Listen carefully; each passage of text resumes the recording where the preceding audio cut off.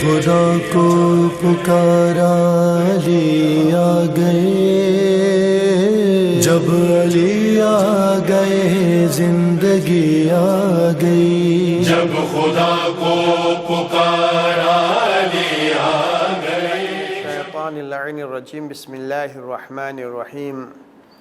अल्हम्दुलिल्लाहि रब्बिल आलमीन अस्सलातु वस्सलाम अला रसूलिहिल करीम व आलिहि तय्यबीन अत्ताहिरीन अम्मा बाद। खोजा ટેલિવિઝનના જોનારાઓ, મોમિન મોમિનાત,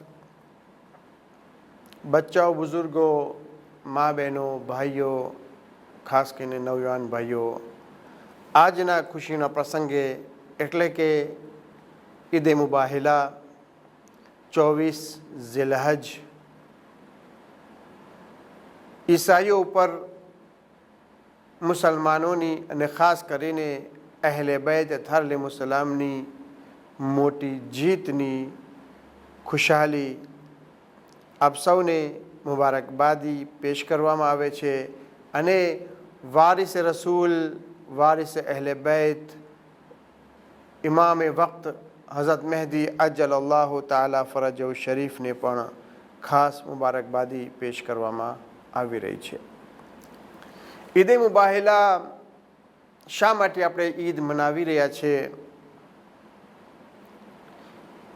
અમુક દિવસને ઈદના કરાર દેવામાં આવ્યા છે અને એમાંથી ઈદે ગદીર સૌથી મોટામાં મોટી ઈદ, ઈદે મુબાહિલા, ઈદુલ અઝહા, ઈદુલ ફિત્ર અને જુમાના દિવસને પણ ઈદ કહેવામાં આવે છે. ઈદે મેરાજ એ પણ એક ઈદમાં સામેલ થાય છે. તો ઈદોમાંથી આ એક ઈદ, ઈદે મુબાહિલા, આ બનાવ એ હતો કે અલ્લાહના રસૂલ પોતાના જિંદગીમાં અમુક લોકોને જ્યાં જ્યાં મોટા રાજા રહેતા હતા, જ્યાં બાદશાહત હતી, જ્યાં કુટુંબ કબીલા મોટા રહેતા હતા, એ લોકોના શેફને, એ લોકોના કબીલાના સરદારોને યા એ દેશના મોટા રાજાઓને લેટર લખતા હતા અને દાવતે ઇસ્લામ આપી. એ દાવતે ઇસ્લામમાં જ્યારે આ નબીનો પત્ર નજરાનના જે મોટો રાજા હતો, રોમનો રાજા જે હતો, ત્યાં સુધી પહોંચ્યો. પોતે પોતાના જે મોટા મોટા આલિમો હતા, દરબારી હતા, એ બધાની મિટિંગ કરવામાં આવી અને આ લેટર ઉપર, આ પત્ર ઉપર પોતે કે આ શું છે, શું સાચી વાત છે, શું આપણી કિતાબોના અંદર આ વસ્તુ મોજૂદ છે કે કોઈ નબી આવશે, કોઈ આખરી જમાનામાં કોઈ નબી આવવાનો છે જે લોકોની હિદાયત કરશે. ત્યારે લોકોએ જે ઉલમા હતા એ લોકો વિચાર કર્યો, ફિક્ર કરી, એમની કિતાબો ઉથલાવી. જે લોકો જાણતા હતા બધાએ ભેગા થઈને કહ્યા કે હા, નબી ઈસા ફરમાવી ચૂક્યા છે કે એક નબી આવશે અને એ નબી લોકોની હિદાયત કરશે. તો કે જ્યારે આ હિદાયત કરશે તો ચાલો આપણે જોઈએ કે શું ફક્ત જાણી લેવું કાફી નથી, બલકે આપણે અનુભવ કરીએ, આપણે એના પાસે જઈને ખાસ જોઈએ કે એ જે દાવો કર્યો છે એ પોતે નબી છે કે પોતે નબી નથી. અગર જો પોતે નબી છે તો એના પ્રમાણે આપણે અમલ કરવામાં આવે. હવે આ મહાન શખ્સિયત જે પોતે અલ્લાહ તરફથી રસૂલ હોવાનો દાવો કર્યો છે, એના પાસે જાય તો કોણ જાય? કોઈ ભણેલા હોવા જોઈએ, હોશિયાર હોવા જોઈએ, ચાલાક હોવા જોઈએ, જેથી અગર કોઈ બહેસ કરવામાં આવે, ધેબા કરવામાં આવે, મુનાઝરો થાય તો એ લોકો એને કબૂલ કરી શકે. તો આના માટે 700 માણસો એ લોકોના અંદર જે હોશિયાર હતા એ લોકોને ભેગા કરવામાં આવ્યા, એ ઉલમાઓને ભેગા કરવામાં આવ્યા અને પછી એમાંથી ખાસ જે ચૂંટીને ખાસ અમુક માણસોને એ લોકોમાંથી તૈયાર કરવામાં આવ્યા કે જે એ લોકોમાં સારામાં સારા હતા. એક ગ્રુપ બનાવ્યું. એક ગ્રુપ બનાવીને પછી અલ્લાહના રસૂલના પાસે મદીના મોકલાવવામાં આવે છે. મદીનામાં જ્યારે આવ્યા, અલ્લાહ રસૂલ મસ્જિદના અંદર તશરીફ ફરમા હતા. આ લોકો જ્યારે દાખલ થયા, પોતાના લિબાસ એવા લિબાસ કે જે સોનાથી મઢેલા હતા, સોનાના ઘરેણાં પહેરેલા હતા, સોનાની વસ્તુઓ પહેરેલી હતી, પોતાના ચહેરા બિલકુલ સાફ હતા. આ બધી વસ્તુઓ જોઈને કે જે પોતે સાંભળ્યા હતા કે મદીનાના અંદર જે આવનાર અલ્લાહ તરફથી રસૂલ હશે એ બા અખલાક છે, એના સારા અખલાક છે, ગરીબોથી મોહબ્બત કરે છે, મહેમાનોની ઇજ્જત કરે છે. પરંતુ જ્યારે એ લોકો મદીનામાં પોતે જોયું કે મસ્જિદમાં અલ્લાહના નબી તશરીફ ફરમા છે, પરંતુ જ્યારે આ લોકો સલામ કરે છે તો સલામનો જવાબ પણ નથી દેતા. જાણે એમ કહે કે મોઢું ફેરવી લે છે. એક વખત, બે વખત, ત્રણ વખત, પરંતુ કોઈ જવાબ ના આપ્યો. તે લોકો ત્યાંથી બહાર ચાલ્યા ગયા. ગોતતા ગોતતા એક સાહાબી રસૂલને પૂછ્યું કે આનું રાજ શું છે? અમે તો સાંભળ્યું કે આટલા બધા સારા અખલાક, કિરદારવાળા, અને અમને બોલાવવામાં આવ્યા અને પોતે જવાબ પણ નથી દેતા. કહ્યું કે આનું રાજ તો અલી સિવાય બીજું કોઈ નથી બયાન કરી શકતું. શા માટે નબી અંદર તમને ના આવવા દીધા, યા નબી જે પોતાના પાસે ન બેસાડ્યા, એનું રાજ તો તમને કોઈને બયાન કરે, અલીના સિવાય બીજું કોઈ બયાન નહીં કરી શકે. મૌલા અલી ઇસ્લામની સેવામાં ગયા. બે શબ્દોમાં એમ કહું કે રસૂલના પાસે આવવું હોય તો પહેલે અલીના પાસે જઈને આવવામાં આવે તો રસૂલ કબૂલ કરે છે.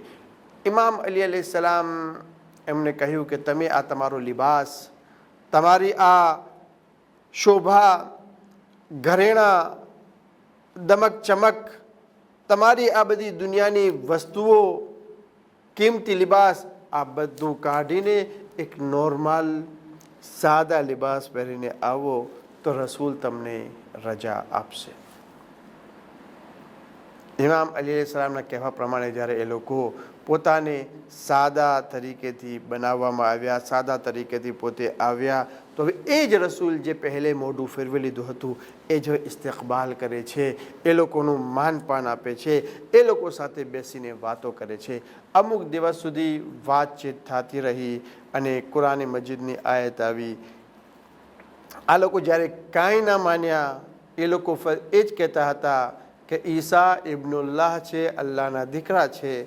તો અલ્લાહના રસૂલ, અલ્લાહ તરફથી આયત આવી કે તમે આ લોકોને કહી દો કે અગર જો ઈસા અલ્લાહના દીકરા છે, એનું તમે દાવો અને દલીલ એ પેશ કરો છો કે એમના કોઈ બાપ નથી, તો આદમ જેમના મા બાપ કોઈ નથી, એ વધારે હકદાર છે અલ્લાહના દીકરા થવાના. આ લોકો ન માન્યા તો ન માન્યા, ન માનવું હતું, ન માન્યા. ત્યારે અલ્લાહ સુબ્હાનહુ તઆલા તરફથી આયત આવે છે કે એ હબીબ, તમે આ લોકોને કહી દો, તમે તમારા નફસોને લાવો, અમે અમારા નફસોને, તમે તમારી ઓરતોને, અમે અમારી ઓરતોને, તમે તમારી દીકરાઓને, અમે તમારા દીકરાઓને લઈને આવીએ ને પછી એકબીજા ઉપર મુબાહિલા કરીએ, એકબીજાના ઉપર લાનત મોકલીએ. જે જુઠ્ઠા હશે એ લોકો ઉપર અલ્લાહનો અઝાબ આવશે, લાનત થશે એ લોકો ઉપર. કબૂલ કરી લીધું. જગ્યા જે નક્કી હતી એ જગ્યા ઉપર જ્યારે વખત આવ્યો ત્યારે એક તરફ આ નસારા જે ઈસાઈ લોકો હતા એ લોકો હતા, અને એક તરફ એક મેદાનમાં રસૂલ ઇસ્લામ ફક્ત 5 પોતે જાય છે, બીજા કોઈને લઈને જતા નથી. કેમ કે એમાં જરૂરી છે કે સાચા માણસો હોય, ખોટા હશે તો અઝાબ એ ખુદા નાઝિલ થશે. તો એવી સાચી હસ્તીઓને લઈને ગયા કે પોતે એક તરફ ઇમામે હસન, એક તરફ ઇમામે હુસૈન, અને સિદ્દીક તાહિરા પાછળ, અને એમના પાછળ મૌલાએ કાયનાત અમીરુલ મોમિનીન અલી ઇબ્ન અબી તાલિબ અલૈહિસ્સલાતુ વસ્સલામ. એટલે આ 5 પંજેતન મુબાહિલા માટે જાય છે.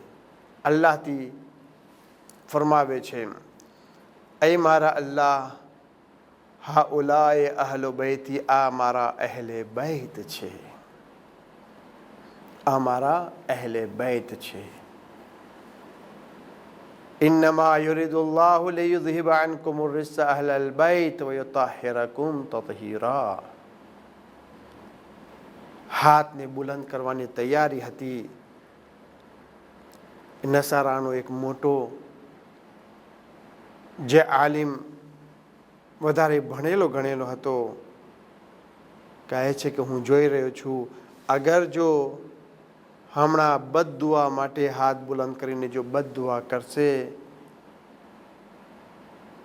આસમાનમાંથી આગ આવશે અને આગ આપણને બધાને સળગાવીને જેટલા ઈસાઈ છે બધાના ઘરોને પહોંચીને તમામને રાખ કરી નાખશે, સળગાવીને રાખ કરી નાખશે.